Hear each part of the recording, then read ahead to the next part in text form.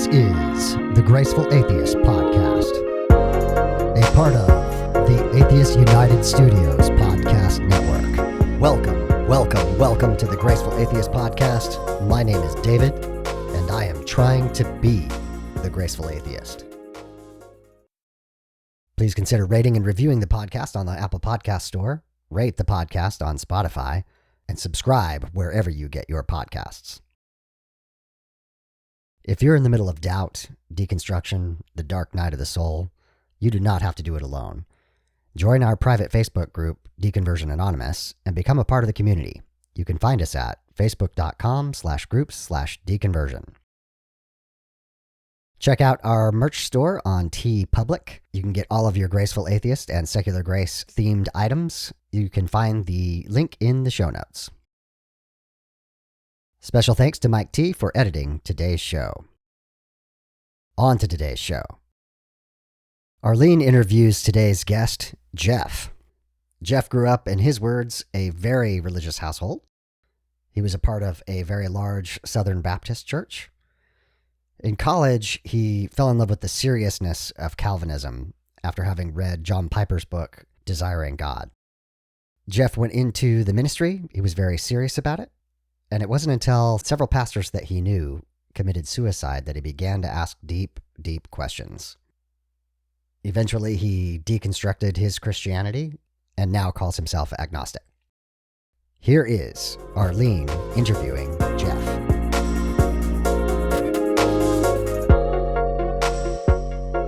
Hi, Jeff. Welcome to the Graceful Atheist Podcast. Hey, Arlene. Thanks for having me. I've listened to a lot of episodes and have enjoyed it immensely. So I'm honored and thrilled to be on the show. Yes, I'm excited to hear your story, and I'm glad to have met you recently. We're both part of the Deconversion Anonymous Facebook group, and yeah, it's been good times. So the way we normally start is tell us about the religious environment you grew up in. Yeah, so that is the that's the big question, isn't it? I definitely grew up in a very religious home. My parents were nominal Christians growing up. My dad was raised sort of Methodist. My mom was raised Roman Catholic. She's Italian from Long Island. And so both of them definitely grew up in Christian homes, more or less. Neither of them what you would call evangelical. They were converted later in life and made sure that we were basically in church every time the doors were open. So I grew up in a large Southern Baptist church in Central North Carolina. Our pastor was the president of the SBC at one point. It was a very large and influential church. And we did everything that there was to do. My parents were both Sunday school teachers. I was in Mission Friends as a little kid and Royal Ambassadors, Vacation Bible School. You name it. If they had a program, we were doing it. I was a very sensitive child to all these things. And I remember, I think I was probably about 7, 8, 9 years old, somewhere in there when I first was baptized. I first told my mom and dad, this is something that I really want to do. And I did. And there was even, I think there was a second baptism. Oh, me too. Southern Baptist Church and 2 baptisms. I understand. Yeah. So you know how in some of your Southern Baptist churches, they have the altar call and folks can go down front and kneel down on the stairs to pray like it's some special sanctuary. So I was a teenager, probably 13, if I had to guess, 12, something like that. And my best friend Joel and I were sitting next to each other, and we're we're going to go down front and pray today after service. So we make our way down the front aisle, and Joel breaks to the right to go pray, and I get intercepted by the pastor. Oh, no. And he grabs my hand and is like, what do you want to, what are you coming down front today for? And I'm like, get saved. And I am terrified. I am full blown panic because we're playing around in church, and I knew if my parents found out that they were going to be very upset. And so rather than ever admit to it, I went through with the entire thing, from Oh my heavens. talking to that man to counseling to getting baptized, just so I didn't have to tell my parents that I was actually playing around in church. So obviously very, very much in the church, grew up in youth group. A lot of fun stories, I could tell about that. There was a lot of good times. It wasn't all bad or anything like that. There was also a lot of turmoil in that youth group. I mean, we went through, at one point I counted, I think we went through 6 youth pastors in about 8 years. Oh, wow. Um, yeah, there was just, some was our fault, some was their fault. Some folks never needed to be working with youth to begin with. I Um, understand that.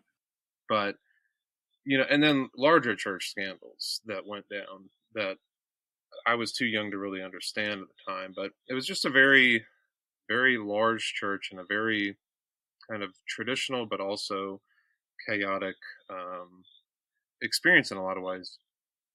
I was saved again, or for real, whatever you want to say, when I was probably about 15. I was dealing with a lot of depression, and a lot of suicidal ideation. And um, it was a youth group night one time, and it's like everybody's eyes closed. If you want to get saved, stand up and leave the room or whatever. And so I did. I walked out, and the youth pastor came and found me. From that point on, I took things very personally and very seriously. I was I wasn't just a cultural, like youth group kid after that point. It was very, very important to me. And, if you could go back and read my journals from that time, I did Oh, yeah. there was one, I'll never forget. It was a black book. It was like David Nasser, I think was the guy's name. The missionary guy? Yes. Or, yes. And that was like hardcore, um, Mm-hmm. hardcore self introspection and like living all for Jesus type thing. I definitely like DC Talk Jesus Freaks. I had that book and read it and was like, man, all these people, they did their best, they gave their all, blah blah blah blah blah. And so, but all of that with typical high school kid stuff, you know. I transitioned out of a public high school to a private Christian high school when I was a sophomore. And so there was a lot of upheaval over that, losing a lot of friends back Yeah. from my regular school, and finding out that in a private Christian school, it's a lot of the same stuff. It's just they had more With money, money. and they were a lot more intelligent about hiding their offenses. Um, so things didn't necessarily change in that way, but because it was a Christian high school, there was like a whole nother layer on the cake. It was just one more filter for everything to go through. Um, and it was again good times balanced with a lot of turmoil. And but being a Christian high school, we had chapel every week, Mm-hmm. twice a week. I can't really remember now, but and I took these things so very personally and so seriously that I always had this kind of inner guilt and inner turmoil of repentance and uh, wanting to come back to the Lord every time I strayed, type thing. And it was just over and over and over and over and over again. Um, and this desire of wanting to just return to the Lord, very seriously after every offense, kind of, I think that's probably when I really dealt with depression for the first time, uh, in a really dark and despairing kind of way. So much to the point that I was writing poetry about suicide and left a journal out one night, and my parents found it. and they brought it to me in the next morning, and were like, "What the hell is this? Like, what is going on?" And I couldn't tell them the fullness of it because I felt all this pressure to be a certain way and to not own up to these types of things. So I got whisked away to the doctor, and they prescribed me with Zoloft or something like that, and that helped for a while, but it didn't really deal with that perpetual cycle of straying from the Lord, wandering, getting into things, just normal high school stuff. Like, I wasn't doing anything excessive or weird. It was growing up, and tremendous guilt over it and all these other things. And um, so you take that, and then you combine all that guilt with all that religious upbringing and all that language, um, and just this idea that this is deadly serious. This is life or death stuff on the line on a day-to-day basis. That you get the recipe for college, and really the next probably 15 years of my life.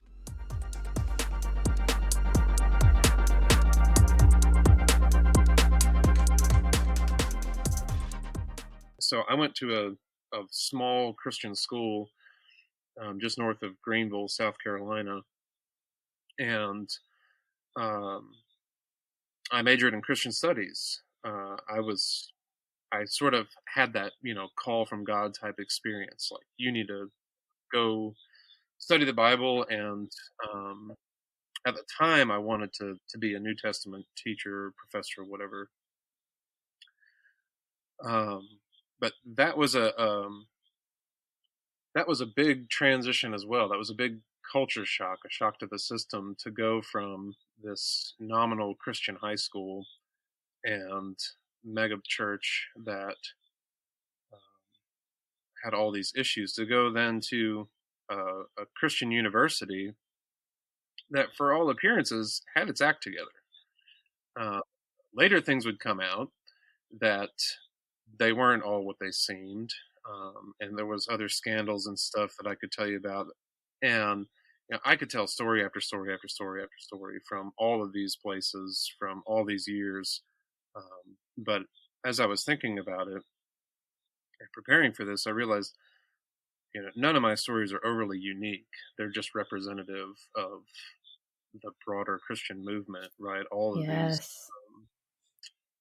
different manifestations of that. So I get to my college, North Greenville University. That's where I went, and for the first time discovered these Christian celebrities. These pastors, other than like your typical Southern Baptists, um, like John Piper, like Sinclair. Um, these various folks discovered Calvinism uh, Ooh. in the cafeteria, no less. Ha, me too. It was a campus ministry, people sharing the gospel and like doing all the things. Yeah.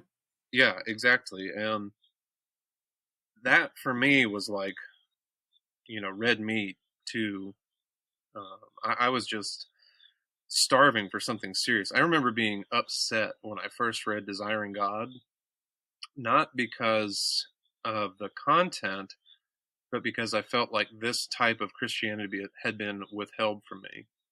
It's like, you mean that there is this superficial, like, Southern Baptist existence that I've been living, and all the while, like, this book came out, I think maybe I was 3 or 4 years old. So this has been around my entire life, and I never knew that there were people that took it like this dead seriously. Oh, yeah. I felt like I'd been shortchanged by the church, and so I really dived head over heels into this. Um, at that time, there was a student at Bob Jones. I can't remember his name, but he had his own CD ministry called Desiring God Audio. If you went to his website, you could fill out a form, and he would make you copies of John Piper's sermons and mail them to you for free. Now, this is like pre big internet, pre super fast Wi-Fi. He distributed more sermons, more of John Piper's sermons than Desiring God did. And they Wow. actually had an agreement for a long time that he was allowed to do this. And then he outpaced them to the point that they're like, hey, we never thought you were going to get this big. We would really like to be the primary distributor. Yes, wow, that's fascinating. That's all I listened to in the car. Back and forth 3.5 hours of school. I listened to John Piper on Romans, on Hebrews, you Oh, name it. yep. 8 years in Romans, I think 8 or 9 years it took them Yep. to go through Romans. Oh, And I took these guys seriously, whether it was yeah. Piper or Sproul or Ferguson or D.A. Carson, Paul Washer. I'll never forget the first time I heard the shocking youth message.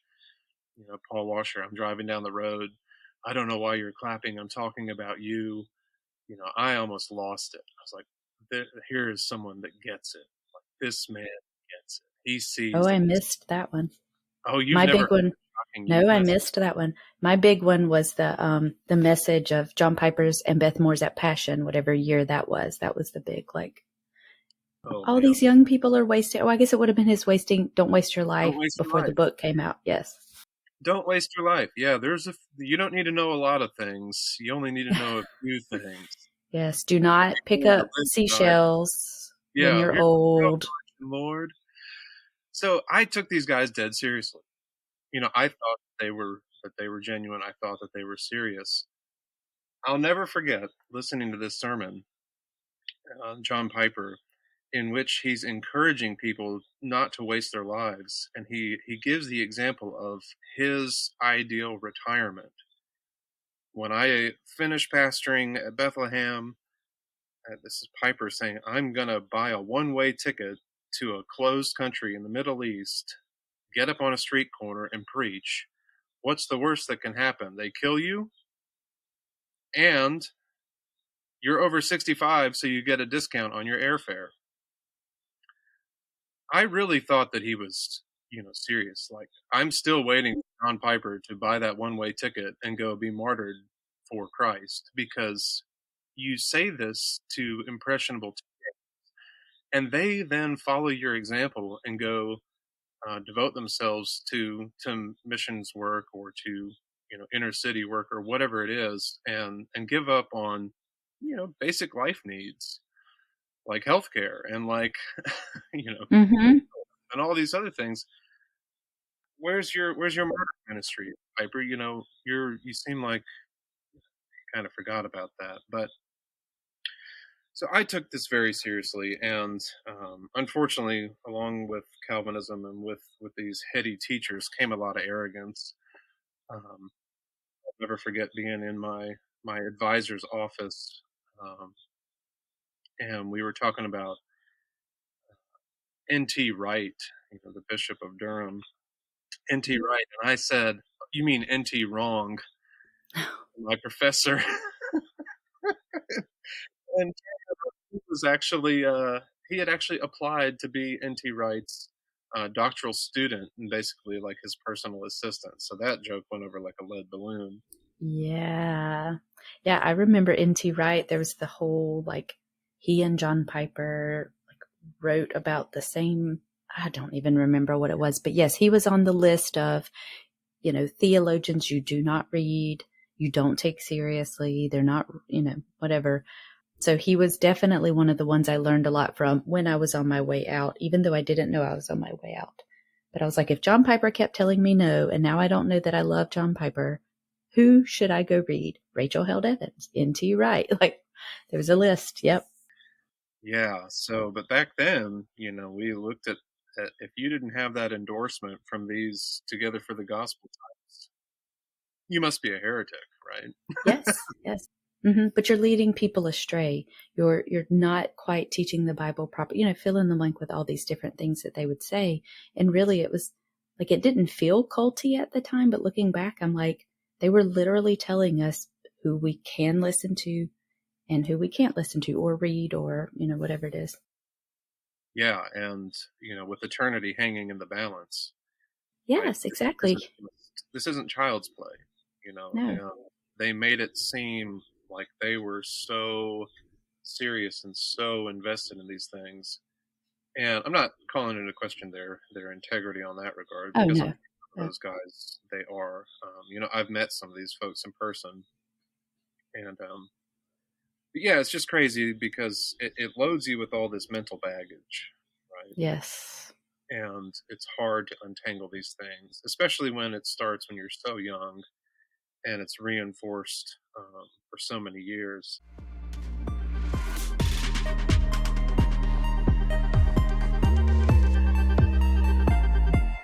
So I graduated and went to the seminary. By this point, I had decided that I was going to be a pastor. So I graduated college and headed off to seminary in Wake Forest, North Carolina, at Southeastern Baptist Theological Seminary. And at that time, I don't know what it's like today, but at that time it was just still on the heels of the conservative resurgence. There were still faculty members that were kind of grandfathered in, that were vastly different positions. Uh, Not necessarily teachers, but I worked in the library, and there was folks that worked in the back offices of the library that were what we would call liberals, liberal Baptists, not Uh-oh. conservative evangelicals. So it was a very different experience. Um, Working for the school, I saw some of the behind the scenes stuff, and some of the, I could tell stories from churches and from universities and colleges that would just make your head spin. Um, but it was around that time that I started to see some of these things were incongruous, and that you could say a lot of things, and you could preach a lot of things, and you could purport to believe a lot of things, but when the rubber met the road, where was um, what were you really doing? What were you really upholding? Um, and it seemed in a lot of ways it was a status quo that was being upheld. It was a religious culture that was being upheld. And it was, I just couldn't put up with it. I ended up quitting after 1 year of seminary, and just like, I'm just spinning my wheels. I'm wasting my time. Oh, wow. There's stuff to do. I have to be on mission, right? I've got to go do all these things. And so I stepped out and began looking for a church um, to take on. And it was around this time, it was around 2008, 2009, something like that, when the first person that I knew deconstructed. That wasn't even a term back then. Yeah. It was just a friend from church who um, admitted to, our small group, that he was having a lot of doubts and a lot of questions. And he sort of filled us in at the tail end of it. He was a very personal, very private individual, and so he didn't share a lot of this with us on the lead up to it. It was more like we kind of caught it at the tail end, and I was very concerned for him and really wanted to understand what was going on with him. And so I tried to set up a meeting. Hey, let's get coffee and talk about what's going on. I really want to kind of get my head around this. And I remember that the morning that we were supposed to meet, I had envisioned it would just be he and I, and we could sit down and kind of work through some of this stuff, and I could really get his perspective. And it ended up being probably five other men from the church showed up, and it Oh, just kind of was gosh. like, we're not going to discuss this. We're just going to grill you on everything. And I was like, guys, this is not helpful. Like, we're not Not at all. getting at what's going on, and we're not really understanding his side of the story, or really. And so I never did circle back around to that, and I never did figure out what was it that motivated it. What were the things that he was dealing with? And I really regretted that in a lot of ways, that I never was able to at least hear him um, give his side of things without an entire panel of other guys, coming at him saying, Yeah. offering him all the counter arguments or whatever.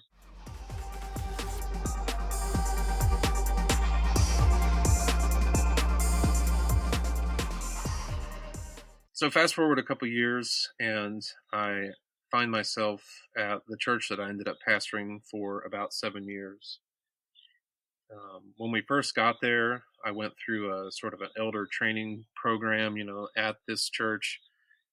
It was about a year long, and kind of got to know the pastors and got to know the people, and came up to make sure that I was a good fit, etc. It was very different than just being hired on and saying, here, come on board. It was, again, I wanted to keep finding folks that were very serious about these things, that were very intentional about these things, that weren't just playing around or weren't just culturally engaged in it on Sunday mornings and not throughout the rest of the week. But like, I wanted to find, that kernel, that remnant, that true, church. Yeah. And so I completed that elder training, and I was ordained in 2012. And the week after I was installed as one of the new elders, there was 5 of us at the time, 4 or 5. The head lead pastor stepped down, admitted to some personal failings, and in order for him and his family to heal, he had to take a step back. And he made it very clear he wasn't leaving the church. He was just stepping down from ministry for a season. And then less than a week later, he left the church. How could you stay at a church like that with knowing everyone is talking about you? Everyone wants to know all your business, not in any kind of way that might be kind or helpful, but just the gossip and the unkind words. Oof, I couldn't do it. Yeah, no, and it wasn't tenable. I mean, there was no way to really do it. Yeah. But we all kind of believed that that's what was going to happen. So really, I should have read the room. I should have looked at what was going on and just left. I should have just been like, this is not a healthy place. When, as soon as you install a new elder, your lead pastor steps down and leaves. And not just that, but then in like the fallout in the following weeks and months, I bet the church probably lost 30% of its membership in the following Wow. weeks. And I really think that there was so many people who were terrified of that man to do anything. They knew that if they tried to leave, if they tried to resign their membership, that they were going to get uh, blacklisted. They were going to get, all these arguments. There was never there was never a good reason to leave the church. Never. I never saw it one time. Everybody was always treated in such a way as, this is not right for you. This is not right for your family. We are telling you, you need to stay. You need to work through these things, whatever it was. Um, and so I think that when he left, folks finally saw, the door was ajar, and they ran. And I was blind to this. I was just so I was so hopeful.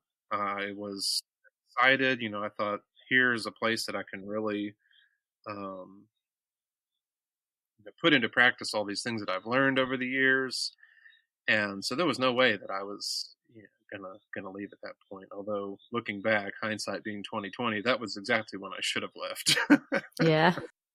So we worked through those issues, and we moved on. I shouldn't say we worked through those issues. We swept all those issues under the rug and moved on. Um, and I kind of got into the rhythm of preaching on Sundays and counseling folks, and just doing things that pastors do in a small church. Started a family. We now have 5 kids, and so there was, if that tells you anything, there was a strong type of quiverful mentality amongst some people. That certainly wasn't the overall position of the church, but there was definitely a very strong more is better mentality. There was a very strong drive for a family integrated church, right? We didn't have Sunday school for kids. We didn't have youth programs, nothing. It was a family integrated church. It was one step above a house church. And oddly enough, you would think that a church like that would be someplace where you would get a lot of support. Um, with someone with young children, it was just the opposite. We were almost totally on our own. We didn't have anyone to help us with the kids, even during, and we had, you know, some of our kids were difficult when they were real little, and the trope that we always heard was, well, we don't want to make it worse. You know, if something's happening, we don't want to make it worse. We don't want to intervene. You know, we want to, and they were trying to respect our parenting, which I guess in one sense is good, but when you're already overwhelmed with a ministry and Yes. family and other stuff, we were just kind of um, really looking for help and not finding any. And add on to this that ever since the beginning of the church, we just kept shrinking, right? We just kept losing folks left and right. And all of this really compounded to make my mental health much, much worse. And the depression that I dealt with back in high school really came back in full force. Most notably, right after we lost our son, James, my wife was 22 weeks pregnant, and we went in for a checkup, and his heart had stopped and never did find out Oh, Jeff, why. I'm so Nothing. sorry. Yeah, so we went um, through that, and that was probably where my mental health really took a turn for the worse. And we we were granted a sort of a mini sabbatical to recover from that. We went to this place in Tennessee called Chalet Retreat Ministries. I think they're out of business now, but it was a place where you could go and very cheap housing, and it was in a beautiful part of the mountains of Tennessee. And they had a counselor on staff, and we had one counseling session with this gentleman. That was the only time we ever talked to anybody about this whole process of losing a child, Mm-hmm. which, you know, for something so monumental, it takes a lot of work to get through. And we didn't have really any support through that time of, you know, other than folks bringing us a meal or two or saying that they're praying for us. We had nobody to really help us.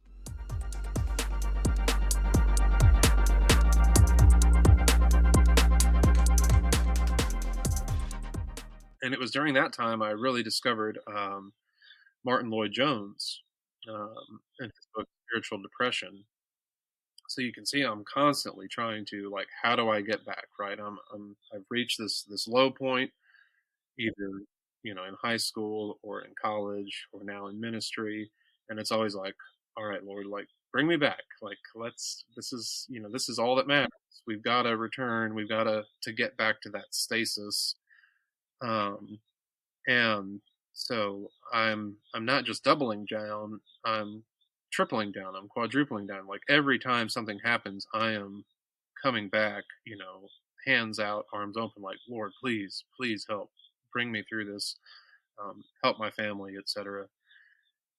Um, but so that's kind of up to where things got real difficult. So that was 2015. So for the next 4 years, my mental health just really tanked, and all the while dealing with this in the environment of this ministry. Um, I could tell so many horror stories from that time, but none of them are overly unique to me. But suffice to say, after another 3-4 years, the church ended up closing. Um, Oh, wow. Said from the very beginning, it wasn't never a large church. It was, I think, the largest it ever was about 120 folks. And from the time that I got there, when it began hemorrhaging members, it never grew again. It just shrank, shrank, and shrank, and shrank until finally in July of 2019, we had our last meeting, and it was an odd time. I was so ready to be done, that I was excited. I was glad that it had closed and that I had kind of fulfilled my obligations. Like, I didn't let anybody down. I didn't quit. I didn't resign. I didn't have some great moral failure or whatever, disqualify myself. Yeah. But I wasn't in a good place at all. And it was shortly after the church closed in October of 2019 that the third pastor I knew in a year committed suicide. Oh my gosh. There was two in the spring and then one in October. And the gentleman in October, he left behind a wife and two young kids.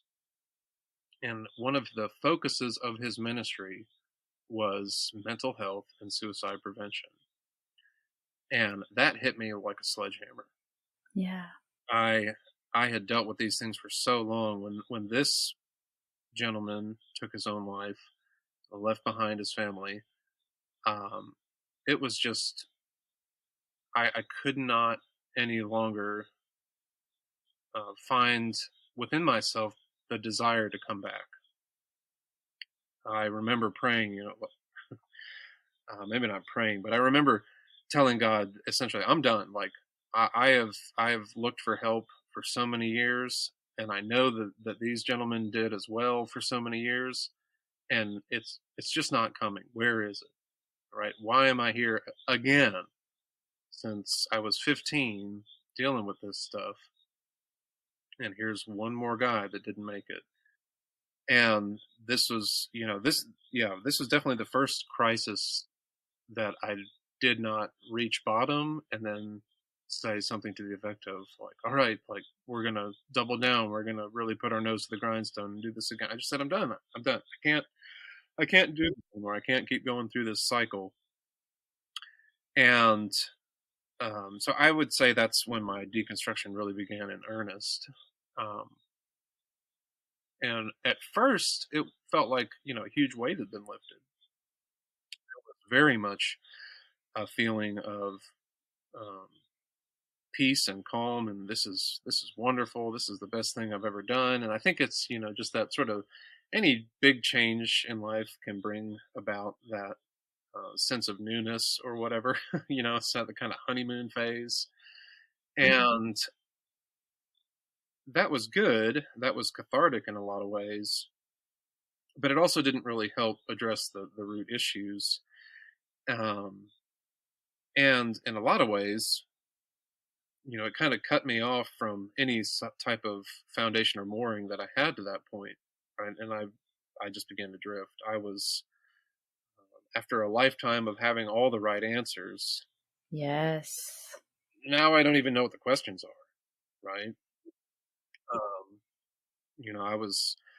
I was talking to my therapist the other day, actually, which I highly recommend. Find a good therapist. don't talk to your family about all this stuff. Um, I mean, sure, talk to your family, but don't use them as your only source of help. So I was talking to my therapist the other day, and we were talking about it was a story about a gentleman who had been released from prison. I think he was overseas, and he had been held in solitary confinement, and for whatever reason, he was allowed out and was allowed to come back to America. And he was talking about how prison and all this time had taken from him not just his freedom, but it had taken away his mental agency. It had Mm. couldn't think for himself anymore. He was told what to do and what to think, all the time. It took away his bodily autonomy because here he is trapped in this cell. He can't get out. He can't do what he wants. And it took away years of his life, right, as he was in confinement. And I'm not saying that being a pastor in a church is anything like being in prison overseas or anything like that, but it immediately flashed across my mind when I heard this that this is in a lot of ways what a high control religious environment does to you. It takes away your mental agency. It tells you what to think about everything. It takes away your bodily autonomy because it tells you how to live in every respect. Um, and when you get out, you look back and realize that it took away a lot of years of your life too. And not only that, but when you do get out, especially if it was from a place that was very controlling, or a group that was very exclusive, you lose all your relationships. You lose all of your community. You know, if you're a pastor like I was, you lose your employment. Um, you lose all your cultural markers, right? What are you going to do on on every Sunday? You know, we were in church Sunday, Wednesday, Tuesday nights, sometimes on Thursdays, and then I was preparing to preach, you know, every day otherwise. And so it takes away holidays, right? What are you going to do now with Christmas? What are you going to do with Easter? What are you going to do with all these other things? Um, and it can really erode your sense of purpose. And so going through all of this, you know, I was just adrift. I did not know what to do or what to think. Um, and for a long time, I didn't want to think about anything. I didn't want to deal with these hard questions anymore. I just needed to give my mind a break. Um, so I spent at least a year, year and a half just sort of coasting through life, just doing whatever and not thinking too much about anything. But I have a very overactive mind, and it would not let me rest in that way for very long. I could not stop thinking about these things. What about eternity? What about heaven and hell? What about, you know, you name it? And so I tried finding other ways um, to think about these things. You know, I tried reading philosophy, but honestly, I'm not smart enough, and my brain was just too exhausted. Um, Yeah, I just could that not makes get sense. into it. I tried reading self-help books, like from a Stoic's perspective. Um, you know, Marcus Aurelius and all these things that are kind of popular, and that never really did it for me. I wanted for that to work. You know, I wanted to have that sort of man up, right? Take these things by the horns and that was appealing to me, but it never brought any sense of peace. It never really helped me um, get over that hump.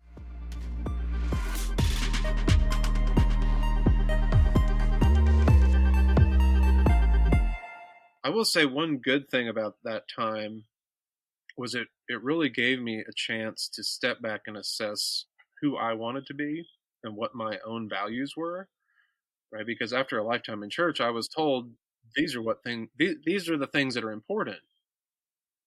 This is your position on abortion, right? This is your position on whatever. You know, everything was given to you. This is what you're to believe. This is what makes a good person. This is what makes a bad person, etc. And so, for the first time, I really was able to sit down and think, like, what do I value? What Yes. what do I think is important in life in general, but interpersonally, right? What character traits do I esteem? You know, kindness and creativity and intelligence and thoughtfulness and all these other things, more so than being right. You know, or having all the answers, or being righteous or holy or good, whatever. You know, it was definitely a time for me to kind of consider what was important to me, what mattered under my evaluation. And it was so that's probably about 2000. This is probably about 2021. I'm dealing with these things and kind of trying to figure out what's important to me. And I was at a used bookstore one day in town, and I just kind of meandered over to the poetry aisle and found this book on the shelf. It's called A Book of Luminous Things, and Czesław Miłosz was a Polish poet, and he edited this book, um, an international anthology of poetry going all the way back to like 500 BC up to current day. Oh, wow. And I paid $1.50 for it. It was the best money I ever spent. Um, it certainly wasn't an immediate fix. It wasn't a cure or anything like that. But that book exposed me to all of these people, all of these authors, these poets and writers from, you know, literally spanning centuries, from all over the world, from different backgrounds and walks of life. Um, exposed me to these people that showed me that dead white male theologians weren't the only folks that had ideas worth listening to. Yes. Oh my goodness. Yes. 100%. Everything you're saying. Yes. That's really obvious to some folks, and that was totally revolutionary to me. I had been so indoctrinated to think that if you weren't a dead white Puritan or a living white theologian or someone in that vein, Male. you didn't have anything to say. Yeah, you had to be maybe we'll give you your token black guy here or there, Yes. but otherwise you better toe the line. These are the folks that have the answers. And so that book exposed me to the fact that these questions, folks in China in 500 BC were thinking more clearly and better about than than I was today. I'm like, what? What is going on? And it really just the main question was, as I read these different authors, as I saw in their writing, these folks encountered um, the big questions of life. They encountered the natural world. They encountered relationships with one another. They encountered that inner dialogue, the relationship of their own mind, if you will.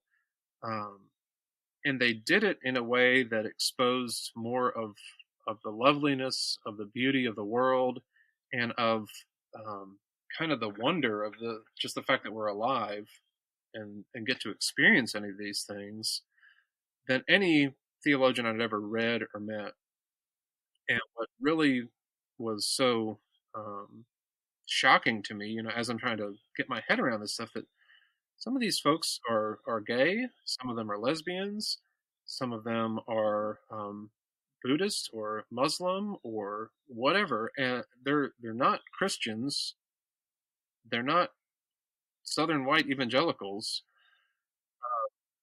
Like how does this work? How do these unbelievers look at the world with more of a sense of wonder than the preachers and professors and writers that I've been reading and listening to for so many years? He says, the editor explains it, just very concisely in the introduction to this book. Um, he says, in a way, poetry is an attempt to break through the density of reality into a zone where the simplest things are again as fresh as if they were being seen by a child. I love it. Yes. Jesus say about entering the kingdom? You got Be to be like like, little children. right? And that's what that book and what that mindset showed me. And that was utterly transformative for me. One of the folks that I encountered in that book was Mary Oliver. When you were talking about books that were life changing, I was like, my new Bible, this is what I call mine, is devotions. Like I just have it. That's my Mary Oliver's, yes, devotions. It's just so many years of the most beautiful poetry. She and Billy Collins are my two go-to happy Yep. people that Yep. are good for me, good for my soul. I don't know what the right word would be, but yes, they're just good for me. The first time I read Mary, I was in love. I mean, Oh, yes. she had a better understanding and a better way of showing the glory of the world and of being and of the human experience and just the natural world than any theologian I'd ever met, any young earth creationist I'd ever encountered. You think about like Mary Oliver, in one of her books, she wrote an entire essay about a spider that lived in the corner of a stairwell in a house that they rented for the summer, and all of its different cycles and the things that it did during the weeks that they rented this house. And I remember sitting there reading that book and just being utterly floored at how much attention and awareness she brought to a simple little house spider. And like, on one hand, you've got this lady that's, she's from the perspective that I was brought up with, she's lost, right? Yeah. She's, Yeah. she's got a depraved mind. Yes. She's incapable of seeing the glory of God, and yet, if you believe in God, she's describing His glory in creation better than anyone I've ever heard or seen. Yes. Yes. Something Yes. did not compute, right? And and reading her, it really changed the way I looked at the world, the way I looked at other people. And it's funny that you said that's like your new Bible, because I wrote down, while I was preparing for this. Um, I imagine that the way that her work spoke to me is the way that the Psalms speak to a lot of people. Yes, absolutely. Um, Yes, I can see that. and as a result, I so wanted to see like she saw. I wanted to be able to sit down and look at the little spider in the corner and just be in awe and in wonder of this little creature doing its thing.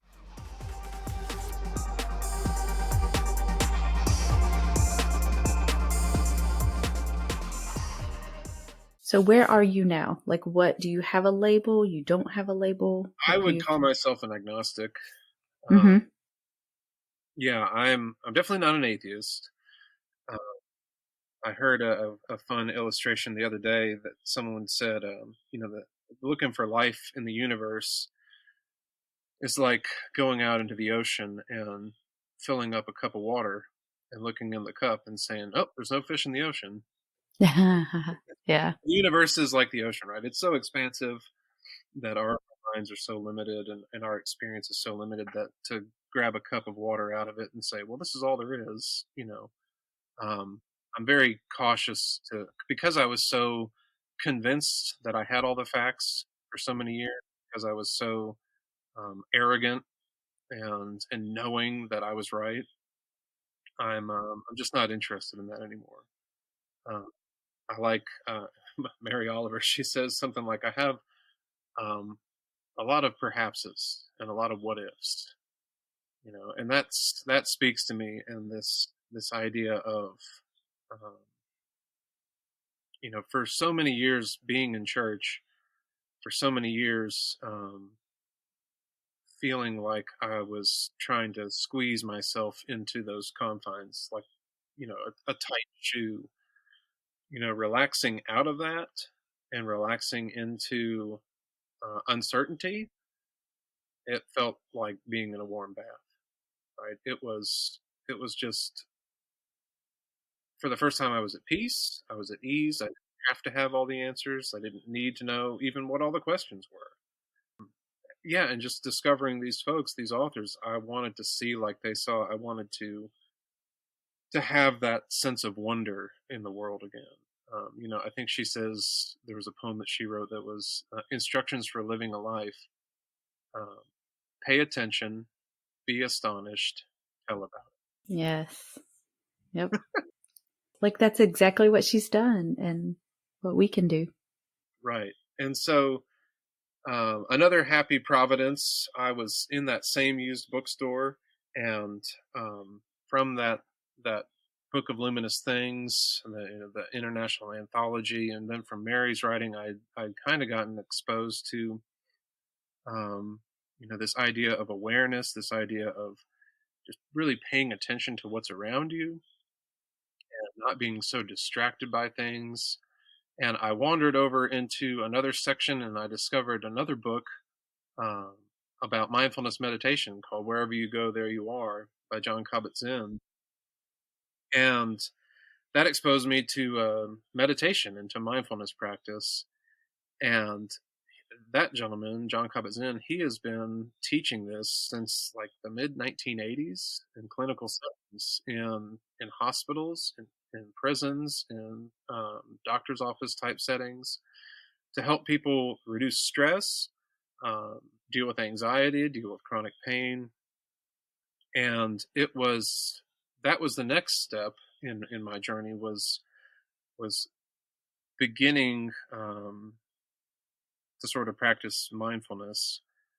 And that was really the key that unlocked the door for me to get out of my head, right? To get out Yes. of the past and to get on with life. Because I mean, up to that point, I was very bitter. I was very angry with God in a lot of ways, um, and it was getting out of that stream. I think he says at one point in the book, he says mindfulness doesn't stop the water from flowing, but it allows you to sit on the bank and observe it.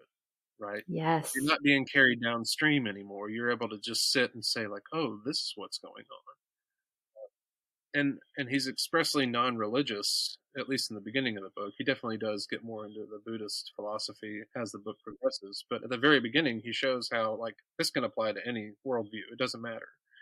This isn't shutting things out. It's not shutting things off. It's trying to see very clearly and deliberately. It's trying to change your position towards yourself and to others, and really bringing an intentionality to things.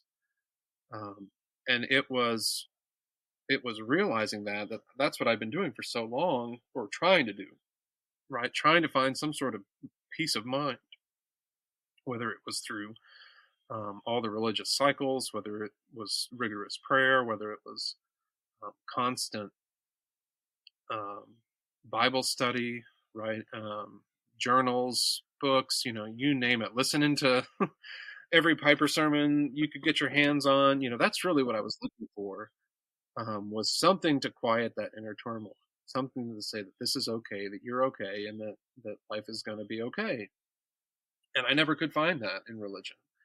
I never could find that sense of peace in evangelical Christianity. And really, the more I've thought about it, the more I'm convinced that the modern evangelical movement's greatest failure is the way it disconnects us from our body and disconnects us from our mind.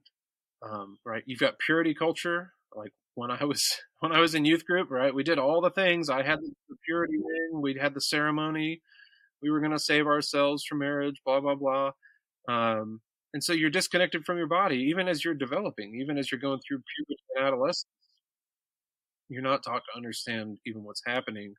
So that rigorous self-denial that comes with that, and the rigorous pursuit of holiness.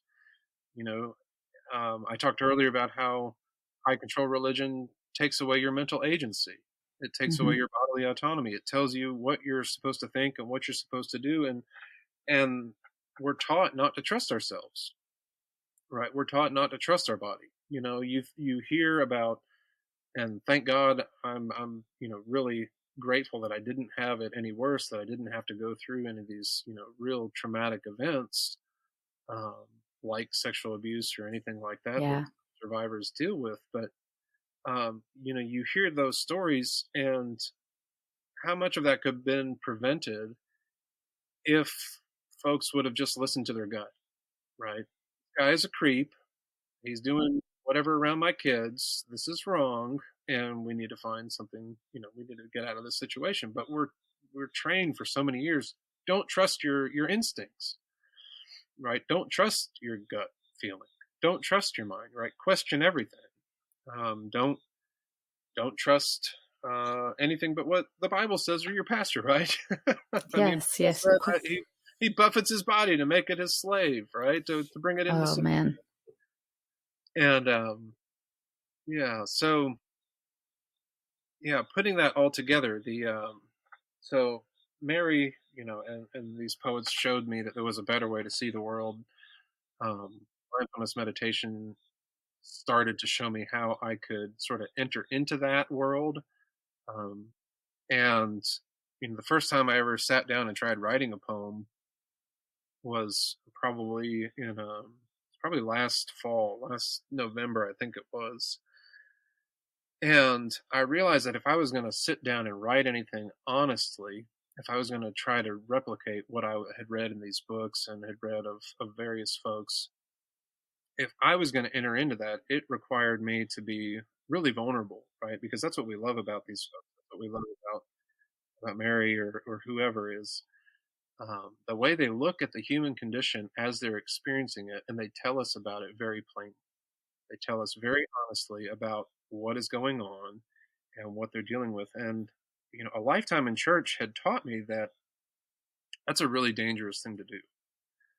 That is a very dangerous thing to do, because not every time, there were some good experiences over the years, but for the vast majority of times when I opened myself up to folks, it backfired big time. So that was very, very difficult for me uh, to be honest with myself and to be honest with others. And but I was able to say, like, if I'm going to write something, if I'm going to try my hand at this, then I've got to be willing to at least be real with myself and then with whoever reads it.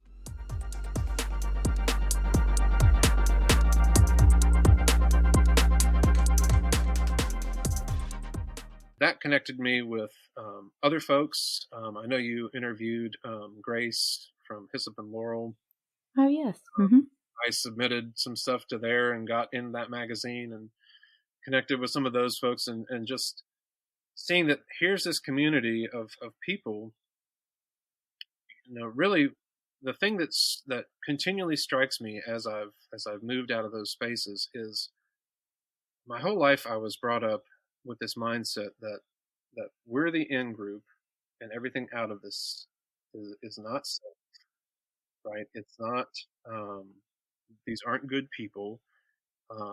We have the right answers. We have the truth. They are lost. They are, their minds are depraved. Radical depravity, etc. However you want to say it. Oh, yeah. Um, and the more I've moved out of those religious spaces, the more I have seen that actually those folks, the world, quote unquote, does relationships. They do honesty. They do integrity. They do all these things in a lot of ways better than any church I was ever a part of. Yep. Um, Yeah. and the way that high controlled religion isolates you and um, disembodies you and causes you to question your own mental faculties, causes you to question your own worth and goodness. In order to, you're making a really big exchange. You're trading off everything about yourself for acceptance into this community. Um, and the more you do that, the harder it is to break free from it. The more you're in that system, the more you fear people who are outside of it. The more you are, um, you know, you add in a healthy dose of persecution complex, right? We're told that we're going to be persecuted for Christ. Blessed are you when you're persecuted and when folks say all sorts of nasty things about you. So it's like you're priming this pump for thinking like, oh, we're going to be oppressed. We're going to be oppressed, whatever. You throw in a fear of hell, um, conviction about end times things, right? We could go on and on. It's no wonder the modern church is imploding. I mean, because folks are starting to see that, wait a second, things really aren't that bad, right? We really don't have it that bad. So they've either got to manufacture things and make them bad, um, or they've got to see that maybe things aren't quite what we've been told. And used to, the next generation could be like, they could be homeschooled, they could be kept within the church. They never had to interact with anybody outside, like in the world, quote, quote. But now parents have to work really hard to keep their children away from the internet, their children away from, like, it's information is so much more accessible that I wonder how it'll go with each generation to just be able to know, okay, the stuff my parents grew up with just isn't true. Like, I can just Google this and know that this isn't true. And each generation seems to not buy into the fear mongering of a lot of the older generations. And I think it's great. I think it's great. Yes. I think our hope is really in the next generation, is in the folks who are teens right now and maybe a little younger, who are going to grow up without these cultural blinders on. Yes. And they are going to see that that the world is getting hotter, and that a lot of the systems that we have in place that privilege the few at the expense of the many are not in everyone's best interest. That religious dogmatism is almost never helpful or healthy, and that just a sense of awe and wonder at the world and at this experience of being alive, is too precious to trade for fitting into some very strict and rigid culture of the 19 and 20th century evangelical church. I mean, it's just not going to survive with the amount of information that we have, um, and like you said, the ready access to it. It's when you can get on Netflix and watch multiple documentaries about the damage that high control religion does, and you can download Yes. Netflix on your phone and watch it. I mean, I don't know what kids are going to be watching this kind of thing. They probably don't care too much Probably about. more teenagers, but still, like, they have access to all the things.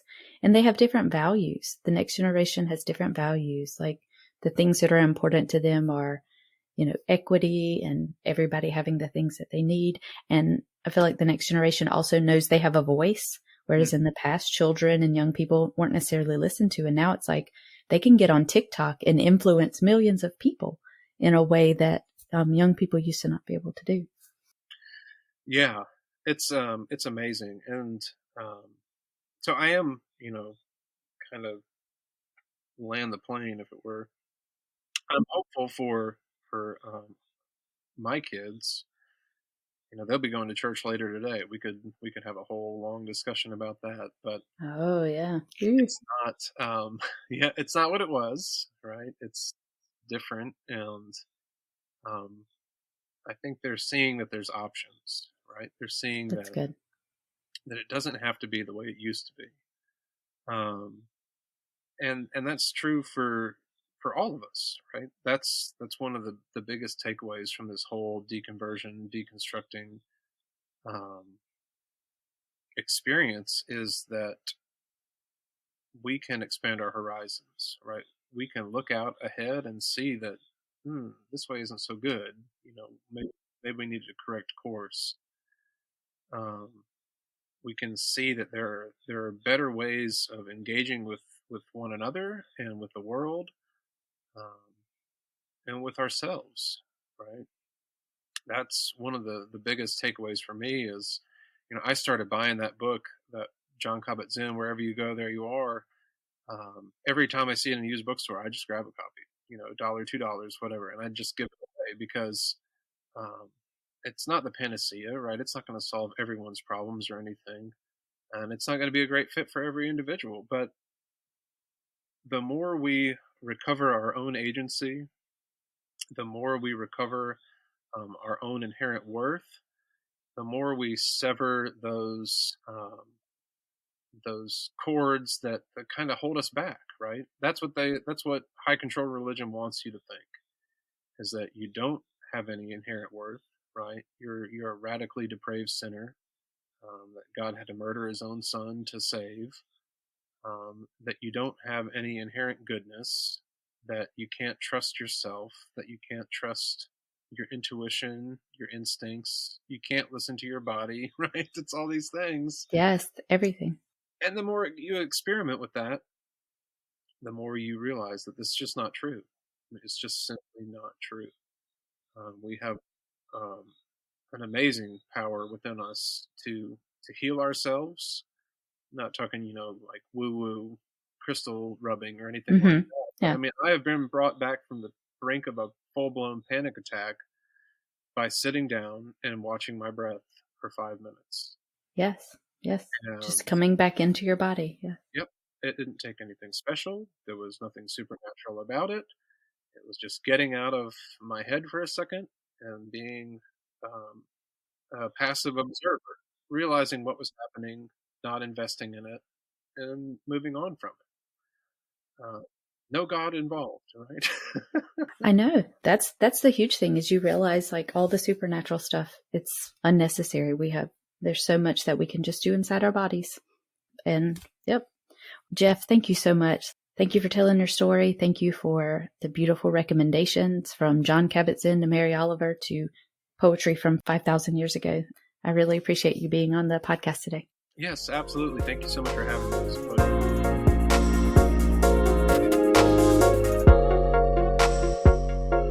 My final thoughts on the episode. He and I had a lot in common. Like, I knew there were other people in the world who listened to way too many John Piper sermons in their lives, but I didn't realize how many of us there are. And learning that there was some guy selling CDs to people to listen to John Piper sermons. Oh, heavens. It's amazing how the small number of white, male, American Christian pastors can have so much influence, even before the internet, like so much influence all over the United States. I guess there was radio. I kind of forgot about radio. But I loved hearing Jeff's story, all the different things we had in common. And I can understand them being agnostic and open to possibilities. I think for me, the idea that there are gods and goddesses, at least the way I've ever been taught about gods and goddesses, just seems like a big jump. But when you're out of high control religion, you can think about the world however fits best for you. And if it's not harming you, it's not harming others. And it seems when people get out of religion, more often than not, at least in my limited experience, people's lives get better and the way they treat people in their lives get better. So maybe that'll have a ripple effect. Also, Mary Oliver, John Kabat-Zinn, any type of book, like a book of luminous things that he recommended, where you can just get beautiful words inside of you. Like, yes, that was something I missed after I deconverted. I didn't know the word daybook. I didn't know you could buy books that were just like short little readings. I just knew the word devotional. But just, getting beautiful words inside of you, it's just wonderful. So I'm glad Jeff has found all these different sets of beautiful words that are able to change his life without having to have some kind of supernatural entity be part of that. And no kind of high control religion. Oof. Anyway, Jeff, thank you again for being on the podcast. This was wonderful. I'm really glad we were able to do this. The secular grace thought of the week is embrace the mundane. As Jeff talked about, within Christianity, every decision that you make, every choice, every action seems to have eternal consequences. And the weight of that can be exhausting. We are human beings, and our decisions, of course, have consequences, but not the eternal kind. They are mundane, human. Embrace that mundanity. Until next time, my name is David, and I am trying to be the graceful atheist. Join me and be graceful human beings. The beat is called Waves by Mackay Beats. If you want to get in touch with me to be a guest on the show, email me at gracefulatheist@gmail.com. For blog posts, quotes, recommendations, and full episode transcripts, head over to gracefulatheist.com. This is the Graceful Atheist Podcast, a part of the Atheist United Studios podcast network.